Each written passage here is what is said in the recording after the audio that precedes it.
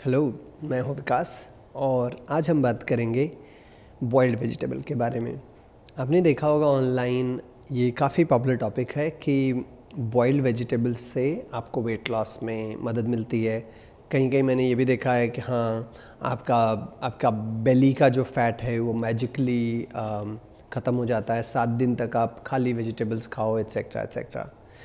मैं तो कहता हूँ हम पशु थोड़ी हैं कि खाली वेजिटेबल्स और घास फूस खाते रहेंगे और उसके अलावा कुछ नहीं खाएंगे। बट हम इसके साइंस पे आते हैं कि एक्चुअली कैसे हेल्प करता है, नहीं करता है।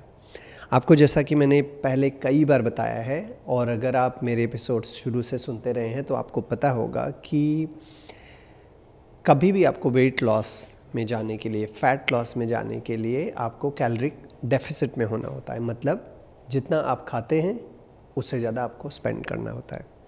और अगर आप ज़्यादा स्पेंड करते हैं तो आपकी बॉडी में जो फ़ैट होता है वो एनर्जी सोर्स के रूप में यूज़ होता है, आपका फ़ैट लॉस होता है, इवेंचुअली आपका वेट लॉस होता है एट्सेट्रा एट्सेट्रा। अभी बात करते हैं कि वेजिटेबल्स अगर सिर्फ आप खाते हैं उससे आपके शरीर पे क्या प्रभाव पड़ेगा और आपको ये खाना चाहिए या नहीं खाना चाहिए, एंड इनफैक्ट अगर ये सस्टेनेबल है या फिर नहीं सस्टेनेबल है। जो कि मैंने पहले आपको बताया है कि जो 3 प्राइमरी न्यूट्रिएंट्स हैं, मैक्रोन्यूट्रिएंट्स हैं, वो है प्रोटीन, फैट और कार्बोहाइड्रेट। ये 3 चीज़ें हैं, करेक्ट? Protein, fat, carbohydrate. ये आप गांठ बांध लीजिए। तीनों के काम बताता हूँ फिर से। प्रोटीन आपके muscle synthesis, muscle damage, tissue repair में काम आता है। जब आप स्ट्रेस लेते हैं, किसी चिल्ला के बात करते हैं, आपको स्ट्रेस होता है, आप वॉक कर रहे हैं, दौड़ रहे हैं, उससे आपकी मसल्स फटीग होती हैं, आपके मसल टिश्यूज़ डैमेज होते हैं, उनको सब में रिपेयर करने के लिए, जैसे कि आप गाड़ी जब चला रहे हैं तो गाड़ी चलाने के लिए आपको फ्यूल लगता है, जो मसल्स का फ्यूल है वो है प्रोटीन। तो आपको प्रोटीन की ज़रूरत पड़ती है। अगर आपके पास प्रोटीन नहीं है तब आपकी बॉडी में इनफ प्रोटीन नहीं है, तब आप जो आपके डैमेज टिश्यूज़ हैं उनको आप रिपेयर सफिशेंटली नहीं कर पाएंगे।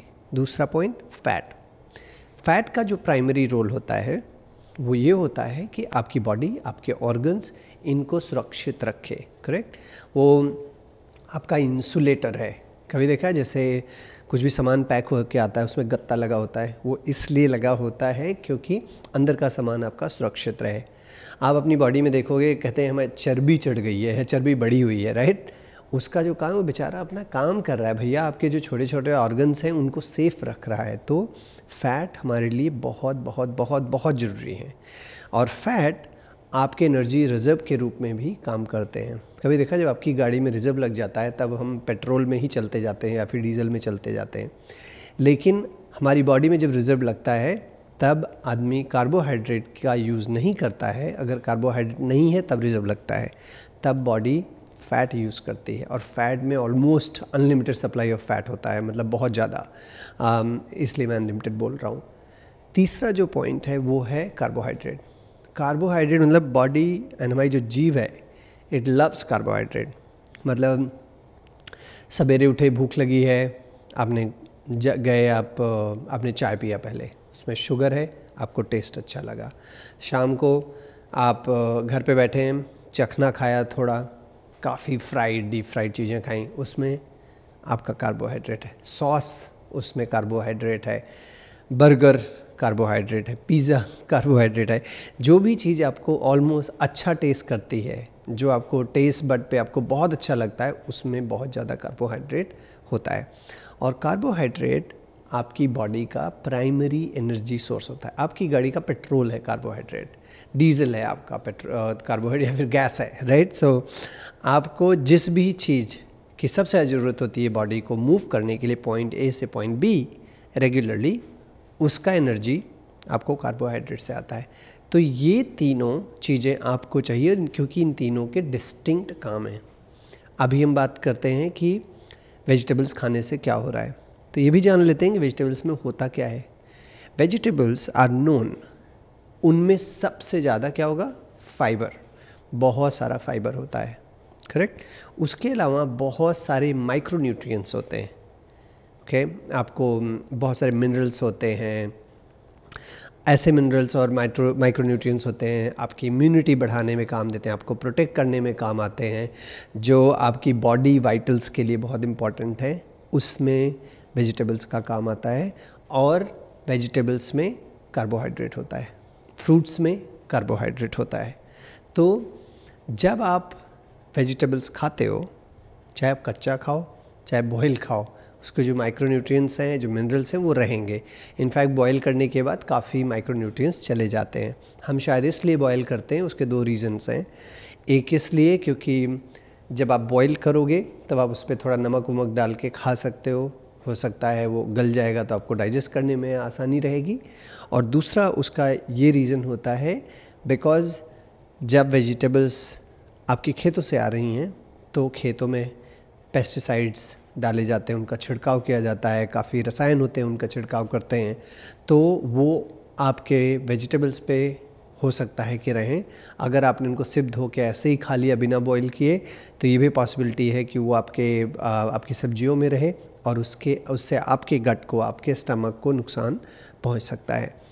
नाउ मैंने बताया कि वेजिटेबल्स में प्राइमरीली क्या होता है, और मैंने आपको पहले ये बताया कि आपकी बॉडी को क्या चाहिए होता है, राइट। सो आपकी बॉडी को तीनों चीज़ें चाहिए, प्रोटीन, फैट और कार्बोहाइड्रेट।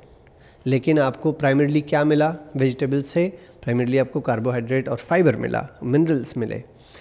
प्रोटीन और फैट का क्या हुआ? वो तो लिमिटेड मात्रा में या फिर ऑलमोस्ट नहीं है आपकी सब्जी में। तब जब आप ये सिर्फ खाते हैं तो बॉडी क्या करती है? जो आपकी बॉडी का प्राइमरी एनर्जी सोर्स है वो धीरे धीरे कम होता है, क्योंकि आप इतना तो कार्ब खा नहीं रहे हैं सब्जियों से, इतना ज़्यादा तो उसमें है नहीं, राइट। तो आप जो आपका फ़ैट है आप उसका यूज़ कर रहे हैं, जो आपकी बॉडी में रिजर्व फ्यूल है वो आप यूज़ कर रहे हैं। जब आपकी बॉडी में, मान लो आपकी बॉडी में 20 किलो फैट है, तो आप धीरे धीरे अगर 1 किलो आपने बर्न किया फैट तो क्या हुआ? उससे आपका वेट 1 किलो कम हुआ। ऐसे आपको हेल्प मिलती है। लेकिन अगर आप कंटिन्यूसली सिर्फ वेजिटेबल्स खाते जा रहे हैं, अगर आप प्रोटीन नहीं ले रहे हैं इनफ, प्रॉपर गुड सोर्सेज से फैट नहीं ले रहे हैं, तो क्या होगा? आपकी इम्यूनिटी कॉम्प्रोमाइज़ होगी, बिकॉज़ आपकी एक तो आप सफिशिएंट मात्रा में फ़ैट नहीं ले रहे हैं, आप प्रोटीन नहीं ले रहे हैं, उसकी वजह से आपकी मसल्स वीक होंगी। और आपको पता है कि अगर आपकी मसल्स वीक हैं तब आप अच्छे से आप एक पॉइंट से दूसरे पॉइंट तक मूव नहीं कर सकते हो। शॉर्ट टर्म के लिए हो सकता है कि आपका वेट लॉस होगा और आपको अच्छा भी लगेगा वेइंग स्केल पे, बट लॉन्ग टर्म के लिए बॉइल्ड वेजिटेबल्स या सिर्फ कोई भी एक चीज़ खाना ये सस्टेनेबल सोल्यूशन नहीं है। अगर सिर्फ ये होता तो भगवान ने अनाज क्यों बनाए? अगर सिर्फ ये होता तो भगवान ने सब्जियों की जगह के साथ साथ फल क्यों बनाए? करेक्ट। तो आपको अनाज, दालें, आप अनाज में मान लीजिए गेहूँ और राइस अगर आप खाते हैं तो कार्बोहाइड्रेट के अच्छे सोर्सेस, अनप्रोसेस्ड हों ऑफ कोर्स, दालें, प्रोटीन आपको काफ़ी मिलता है, और फैट, ऑयल्स, नट्स एक्सेट्रा से आपको फैट अच्छी क्वालिटी के मिलते हैं। ये तीनों माइक्रोन्यूट्रिएंट्स जो हैं वो आपको खाना ज़रूरी है, अच्छी मात्रा में खाना ज़रूरी है, और आपको वर्कआउट करना ज़रूरी है अगर आप वेट लॉस सस्टेनेबल बेसिस पे लॉन्ग टर्म के लिए करना चाहते हैं।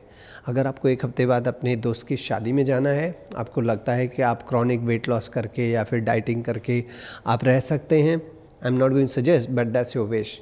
बट अगर आपको लगता है कोई भी चीज़ आपको लाइफ टाइम के लिए चेंज करनी है जो सस्टेनेबल हो, उसके लिए आप सिर्फ सब्जियां खा के नहीं जिंदा रह सकते हैं। That is all for today. फिर मैं आपसे मिलूँगा जल्दी। बाय।